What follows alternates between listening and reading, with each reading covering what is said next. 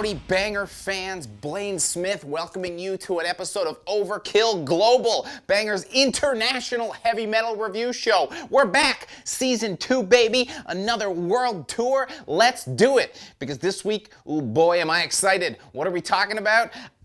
I can't believe I've been able to talk about this barely existing genre so much on the channel already, and I'm gonna get to do it more. It's war metal, baby, and we are going to Sri Lanka and India a little bit. We'll get into that. We're also gonna hear from a local expert on the ground, closer to the scene, tell us that interesting perspective that you get when you're there, and hey, you know who else we're gonna hear from? Viewers like you. Yes, that's right, our Patreon donors popping in with some of their favorite bands at the end, because we have a Patreon campaign. It helps support, make content like this. It also allows you to get some stuff out of it. It's some physical stuff, some digital stuff, but I want to talk about war metal. Let's talk about war metal. As I said, we're talking about Sri Lankan and a little bit of Indian war metal. And I did some research about Sri Lanka, and I found out that Sri Lanka and Canada are sort of like twins. So I'm just going to talk about Sri Lanka, because just like us, we don't get the shine, us in Sri Lanka, because our big brother's always over there stealing our action. So what did I learn about Sri Lanka? Well, it's everything's so similar to Canada. It's so cool. They have this thing, this head waggle that they do, and from what I've read, it's basically the Sri Lankan version of A as a Canadian saying A. That's pretty good, eh? That's pretty good. Cool. What else did I learn? Oh yeah, I learned that also like Canada, more than half of their power comes from water. Hey, go water, hydroelectricity, clean energy. And hey, just like Canada, we love hockey, they love cricket. Sri Lanka loves cricket. And just like Canada, despite the fact that it's the biggest thing in the country, it's not their official sport. Theirs is volleyball. Weird. Ours is lacrosse. Weird. Brothers separated at birth. I love you, Sri Lanka, and I miss you. So what do I know about the Sri Lankan war metal scene? Well, that's our final similarity that I can talk about. Canada, Sri Lanka, smaller countries, but despite that, we have intense war metal scenes. What? That's crazy. There's so few war metal bands just in the world for Sri Lanka to also have a scene. It's crazy. The scene is only so big, though. I had to throw in some India as well. They're neighbors. It's a microgenre. Get off my back. But hey, let's take a break from me for a second to throw to a local expert. You know me, I love to learn. I hope you do too. Let's get some learning on. This is Sandesh from Cyclopean Eye Productions. Cyclopean Eye Productions is an Indian extreme metal and extreme electronics label, and we have bands all over South Asia and places around the world like Argentina, USA, Japan, South Africa, and Mexico. And my favorite release, war metal release from South Asia has to be Genocide Shrines, Divination Monument Temples. This was my first release and still remains my favorite. So that's it. Thanks a lot. All right, let's get into it with some reviews. I'm gonna talk about some albums. They're my 5 essential picks. They're in chronological order. As a reminder, they're coming at you by year so we can see kind of the growth, the progression, and oh boy, I feel like I don't have enough power to talk about war metal though. I know. Ugh. Didn't have enough bullets touching me. All right, let's do this. I'm gonna have to read almost every single album off the script because you'll see. Anyways, starting off in 2015, we have Serpents A Thirst, Heralding, Ceremonial, Mass Obliteration. It was released by Invictus Productions. Let's have a listen.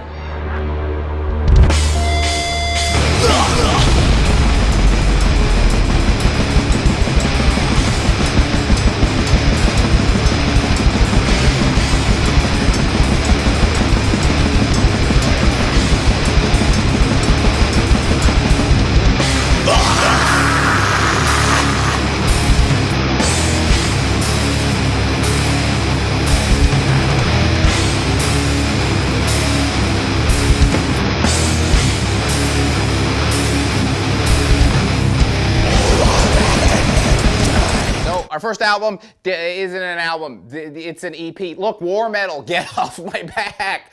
Anyways, Serpents Athirst formed in 2011 in the Colombo province of Sri Lanka. They've released a couple things here and there, a demo, couple splits, and then this EP. And boy, even if it wasn't going chronologically, I could not pick a better place to start. This is such a great process of easing in because this is gonna get weird. Trust me. But this is the most black metal record you're gonna get out of the bunch. Album starts with some audio samples, and if you're not familiar with the genre, this is going to be a theme. The audio samples themselves are a mix of church choir singing and war. Honestly, these guys could not have written a better album to start this video off if they tried. Just the genre on the nose. When the music does kick in, you get that great black metal crush almost immediately. A combination of production that some would call bad, but is an intentional choice and sounds great once you're on board with the genre. The drums are simple but full clip, and the guitars are absolutely dizzying. Now, I've talked a lot about what makes this a on-the-nose war metal record. What helps them then rise above that is the vocals, which are also kind of rising above.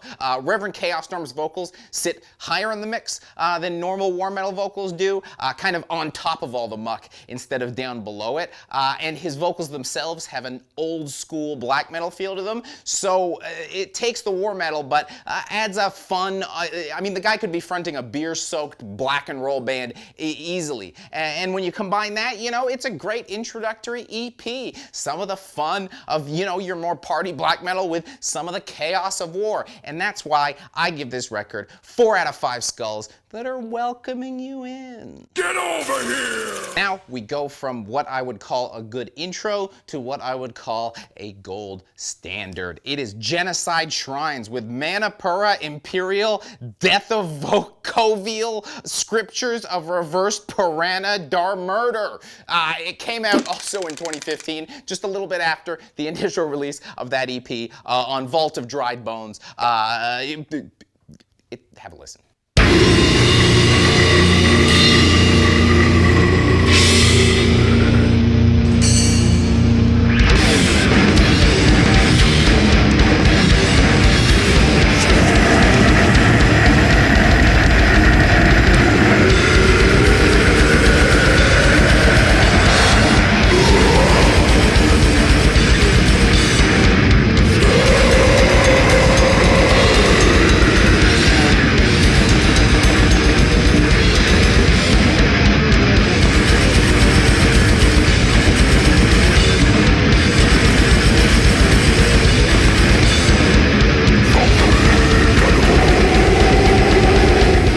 Formed in 2011 in the Colombo province, war metal, guys, it's good. Anyways, sometimes you're on Metal Archives researching a band and you read their lyrical themes and you're like, oh, I'm gonna like this before I hear a note of the music. They list them as Tantra/spiritual warfare, yes, death, yes, and then Iraq and Ravana. I, of course, had to Google what both of those are. The first being a booze made out of fermented coconut sap. Let me get one of those. And the second being this unplayable boss character from Soul Calibur looking motherfucker. Boom! The album starts with some samples, and they're contrasting, and they sound really great. When the music starts, we get a more traditional war metal sound. It's that great crush, and the whole thing is just an absolute blender. It combines to make a machine that's just churning you to pieces. The vocals back down in the shit pit where they belong.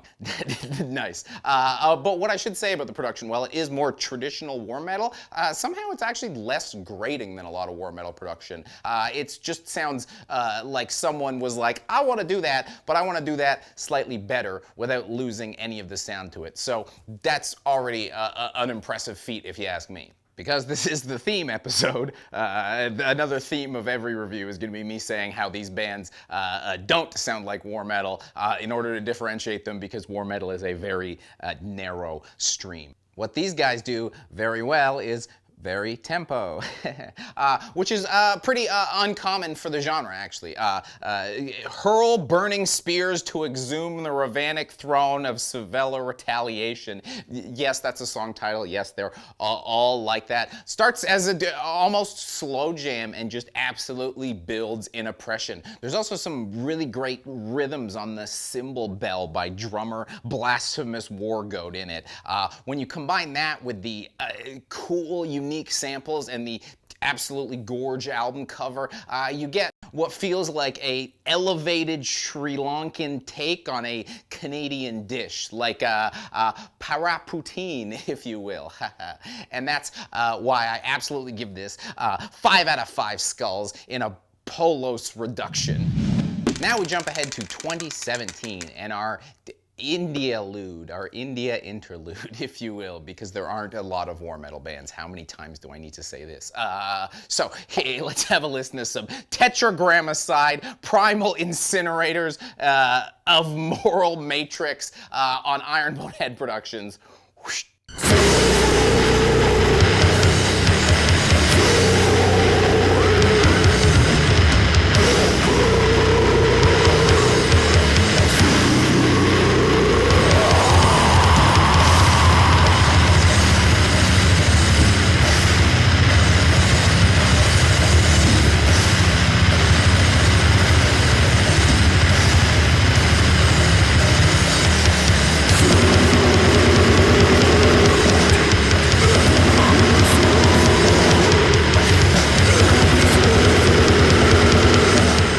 Formed in 2012 in the Kolkata province, this band has always struck me as the Indian Genocide Shrines, in that they're sort of the second tentpole of this video. They have a high degree of polish, and almost inevitably, every time I've talked to someone about Sri Lankan war metal, and we've been talking about bands, they've been like, Tetragrammicide's really sick. I mean, they're Indian, but it's close enough. When the music starts, this is definitely the most Blender we've experienced so far. Everything's absolutely hectic, and it's totally buried.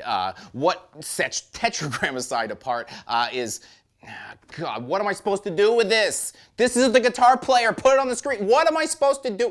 Anyways, this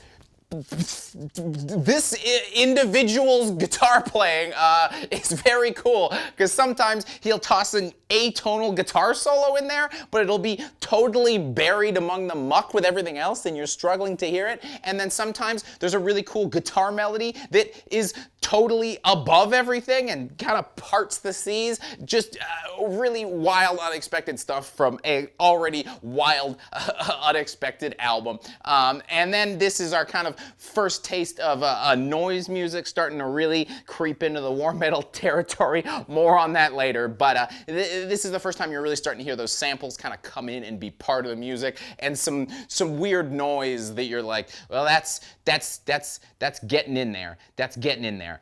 It's a really great album. Like I said, the Indian Genocide Shrines, I don't love it quite as much, but just barely less. So 4.5 out of 5 skulls that are absolutely buried in muck. The next band is our India EP, our indie EP, 2018, Aparthiva Raktadhara released Agyat Ishvar on Bonehead Productions. I'm sorry for that. I probably said it wrong, so let's listen to the music instead of me.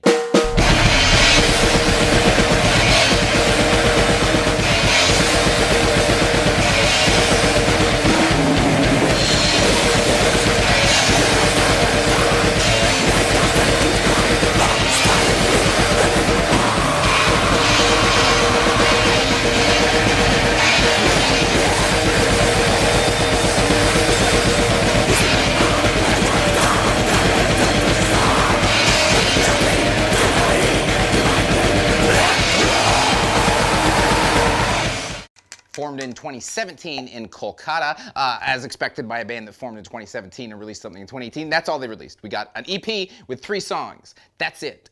But it's here. The first song is not a song, it's some audio samples. If you're wondering what the hell is up with this war metal stuff, I talk about it a bit in our How to Get Into series, the death metal episode, which will maybe appear here, maybe appear here, maybe it won't appear at all. I don't know, I'm doing this right now. Our actual songs, though, sound further war metal still. The drums sound bad. And it's also hard to tell what's going on. But within that, V Hydra's drums, despite sounding bad, are played cool. He manages to create a fun groove and rhythm in there every once in a while, despite the fact that it's war metal. And Takshaka's guitar, I don't know, man, it sounds like he doesn't have a guitar. It sounds like he's got an angle grinder he's somehow wrangling into making music. I guess the whole thing just has a great, like, I don't know, punk feel to it. It feels a little bit like a punk band, so I guess maybe some grindcore's in there. I don't know. It's really contrasted with a beautiful album cover for such a chaotic sounding record, and they don't even put their logo on the album cover, despite the fact that their logo is also awesome. I don't know, man. These guys seem to have some real class about them, so you know I'm in. 4 out of 5 skulls that don't have my logo on them either, because hey, I've got a logo now. Look at that. Woo! Thus, we come almost up to current date for our last album, 2019. A small label released a couple of copies. GoatowaRex put this out in the world, and thank God they did in 2019 and not 2014. Because if this was the way we started the video, you wouldn't still be here. This is some crazy stuff. It's Konflict, Third World, C.O.N.T.R.O.L. That's control, baby. Get brutalized.